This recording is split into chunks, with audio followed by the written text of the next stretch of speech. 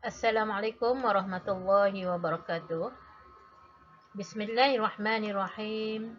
Alhamdulillahirabbil alamin wassalatu wassalamu ala asyrafil anbiya'i wal mursalin wa ala alihi wa sahbihi ajma'in. Rabbi shrah li sadri wa yassir li amri wahlul 'uqdatam min lisani yafqahu qawli. Untuk pembelajaran hari ini kita lihat buku teks muka surat 205 iaitu pelajaran 27 bidang akhlak. Tajuk Santuni Jiranmu. Setelah mempelajari tajuk ini, murid-murid dapat menyatakan pengertian jiran, menyenaraikan adab berjiran, menyatakan hak dan kewajipan berjiran, kewajipan berjiran yang perlu diamalkan dalam kehidupan, menyenaraikan cara memupuk semangat kejiranan dan menyatakan hikmah beradab dengan jiran. Sekarang mari kita lihat apakah yang dimaksudkan dengan jiran. Okey, maksud jiran dari segi bahasa dan istilah. Maksud jiran dari segi bahasa ialah orang yang berada di sekeliling. Manakala pada istilahnya ialah orang yang tinggal berdekatan dengan rumah kita ataupun tempat kediaman kita sehingga 40 buah rumah dari setiap penjuru. Okey, bagaimanakah kita nak kira setiap penjuru? Iaitu di bahagian hadapan rumah kita, belakang rumah kita, kiri dan kanan. Setiap penjuru mempunyai 40 buah rumah. Dalil naqli galakkan menghormati jiran kita boleh lihat dalam Al-Quran Surah An-Nisa ayat 36 yang bermaksud, hendaklah kamu beribadat kepada Allah Subhanahu wa taala. Janganlah kamu mempersekutukan Allah Subhanahu wa taala dengan sesuatu. Hendaklah kamu berbuat baik kepada kedua ibu bapa, kaum kerabat, anak yatim, orang miskin, jiran tetangga yang dekat dan yang jauh, rakan sejawat, orang musafir yang terlantar dan hamba sahaya yang kamu miliki. Sesungguhnya Allah Subhanahu wa taala tidak suka kepada orang yang sombong, takbur dan membangga diri. Tuntutan ini berdasarkan daripada Al-Quran, dalil naqli. Daripada hadis Nabi sallallahu alaihi wasallam, kita lihat daripada Abu Hurairah radhiyallahu anhu, man kana yu'min billahi wal yaumil akhir falyukrim jarahu, yang bermaksud sesiapa yang beriman kepada Allah Subhanahu wa taala dan hari akhirat, maka dia hendaklah memuliakan jirannya. Rawahul Muslim. Adab berjiran amalan Rasulullah sallallahu alaihi wasallam. Daripada Abu Hurairah radhiyallahu anhu meriwayatkan bahawa Rasulullah sallallahu alaihi wasallam bersabda, sesiapa yang beriman dengan Allah dan hari kiamat, maka janganlah menyakiti jirannya. Contoh-contoh adab berjiran yang diamalkan oleh Rasulullah sallallahu alaihi wasallam kita boleh lihat di sini. Yang pertama, Rasulullah sallallahu alaihi wasallam melayan jiran dengan baik walaupun jiran tadi bukan Islam. Yang keduanya, Rasulullah sallallahu alaihi wasallam meminta tetamu memberi salam di sisi pintu supaya tidak ternampak aib di dalam rumah. Jadi bila kamu datang ke rumah kawan kamu, ke rumah jiran kamu, bagaimana kamu nak beri salam? Beri salam di sisi pintu. Itu yang diajarkan oleh Rasulullah sallallahu alaihi wasallam. Okey, yang ketiga, Rasulullah SAW menyuruh Abu Dar membanyakkan kuah ketika memasak untuk diberikan kepada jiran. Okey, kita lihat dahulu, okey, zaman sahabat mereka tidak ada banyak makanan. Jadi mereka tambah kuah untuk dihantar kepada jiran mereka.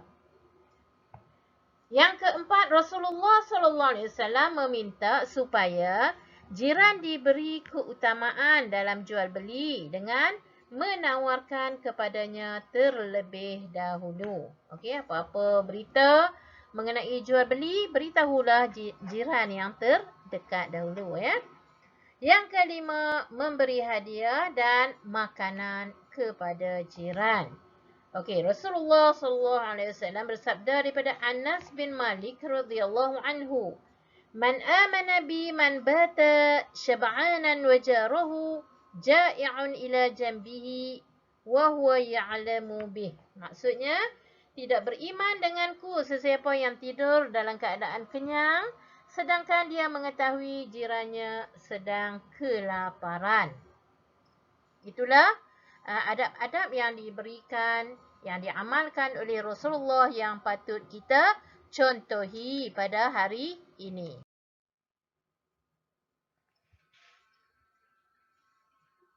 Sekarang mari kita lihat kategori jiran. Hak dan kewajipan terhadap jiran.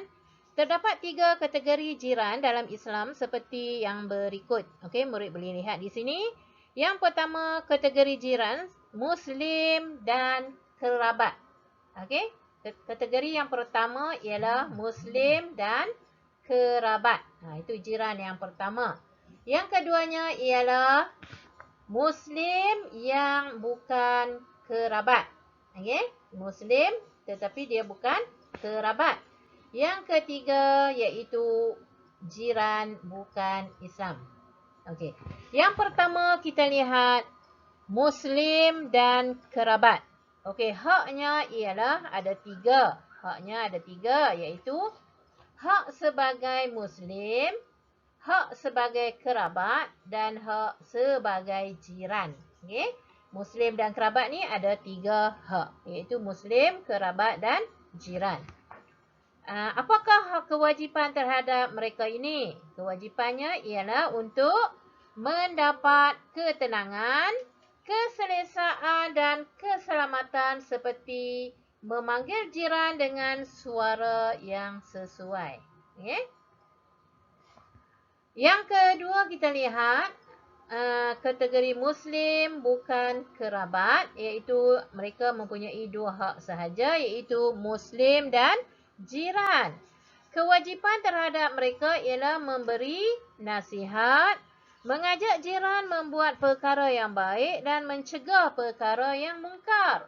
Okey, yang ketiga ialah jiran bukan Islam. Okey, mereka hanya ada 1 hak, iaitu hak sebagai jiran.